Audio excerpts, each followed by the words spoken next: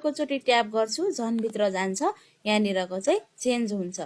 अनि अर्को ब्याक आउन भनी छ, सिफ्टसँग ट्याप गर्नुभयो भने सिफ्टसँग ट्याप एकचोटि बाहिर आउँछ, फेरि ट्याप गर्नुभयो भने फेरि बाहिर आउँछ। यसरी चाहिँ हाम्रो यहाँनिरको बुलेटको काम हुन्छ है। अनि लेफ्ट अलाइजमेन्ट भन्छ, जस्तै हामीले यो अलाइजमेन्ट भनेको के हो भने यो प्याराग्राफ हामीले कता साइडमा लेख्ने त।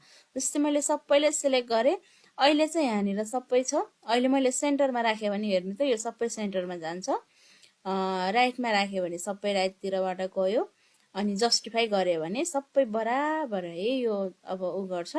अनि सेन्टर जस्टिफाईसम्म भयो भने फोर्स जस्टिफाई भनेको जबरजस्ती, जस्तै एउटा यहाँ लामो छ यो छोटो छ भने यो सबै एकदम मिलाउनलाई, जबरजस्ती मिलाउनलाई चाहिँ कन्ट्रोल सिफ्ट जे गर्नुभयो भने चाहिँ के हुन्छ हेर्नु त। जसरी भए पनि यसलाई चाहिँ एकदम मिलाइदियो नि, यो लाइन स्पेसिङ टाढा बनाइदिएर हुन्छ कि होइन, यो ओड स्पेसिङ टाढा बनाएर हुन्छ कि, यो यसरी चाहिँ यसले चाहिँ सबै मिलाइदिन्छ के। कन्ट्रोल सिफ्ट जे गर्नुभयो भने फेरि त्यसैमा आउँछ।